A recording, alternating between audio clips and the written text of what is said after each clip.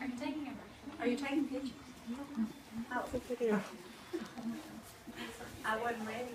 Alright, today I'm going to talk about the history of the organ transplantation and how to become a donor.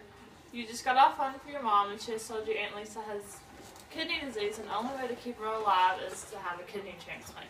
You're confused. You've heard of kidney transplants, but you don't know exactly what one is.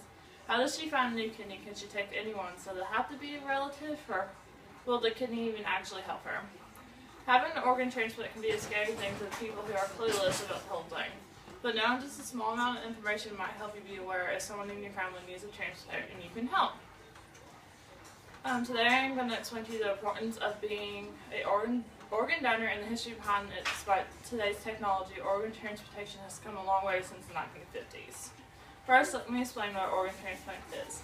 An organ transplant is just an operation that takes a healthy organ from like a dead or a living donor into another donor who needs the organ. Usually the organs come from deceased donors. The donor can sign their state's donor registry or tell their families or wishes to donate organs before they die. Some of the donors' organs that can be transplanted is the kidneys, the pancreas, the liver, the lung, heart, and intestines. And I have some pictures. These are what your kidneys look like, for anybody that doesn't know. And your heart. This in the middle is supposed to be a healthy heart, and then as you can see, these are all bad hearts that you don't want to be transplanted. You want this healthy heart to be put in you. Alright. Organs can also be taken from living patients. You don't have to be dead to donate your organs. You can donate part of your lung and liver and intestines and pancreas to anybody. A kidney is also known. Kidneys are popular transplants, so one of the most that are often done. Transplants can come from spouses, friends, relatives, or even a random person. To be a candidate, you have to pass medical tests to become one, and you have to be cancer-free and no active infections in the body. Now let's briefly understand what an organ transplantation is. We're going to talk about the history of it. Skin and eye transplants were common before the very first organ transplantations, but there was no internal organs being attempted. The first organ transplant was the kidneys in the early 1950s. The patient started out on a good recovery, but slowly went downhill and ended up dying.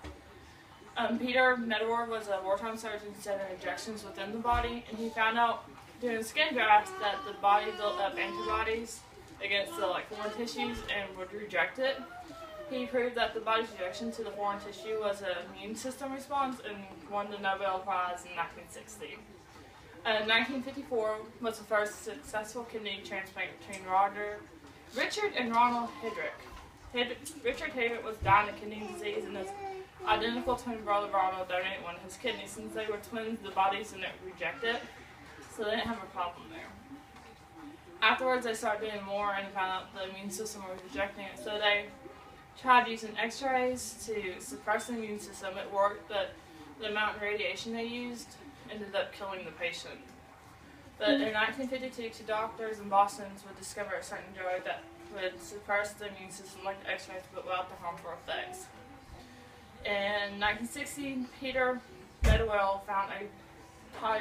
would find a way to type tissues like you do blood typing. 1962, tissue typing and immune system suppressant drugs were used for the first time in a kidney transplant. And then between 1954 and 1952, about 10,000 kidney transplants were used. And then later on, in the 1980s, a more effective immune suppressant drug called cytosine was discovered and introduced, and it was approved for commercialization in 1983. Now that you have a brief history of organ transplantation, we're going to take a look at how you become a donor and what the benefits of a donor. Over 120,000 people are in need of an organ transplant, and according to the New York Organ Donor Network, in New York alone there is 10,000 people on the waiting list for a donor. 1 in 8. One donor can save 8 lives. Receiving an organ is a second chance at life. Getting a new organ can mean people can be taken off of expensive medicine and costly treatment to help those organs function. And many times you can just sign your donor's registry list and it'll pop up and they'll have it on file. Now that you have all the needed information on becoming an organ donor and the history behind it and the benefits on how to become an organ donor.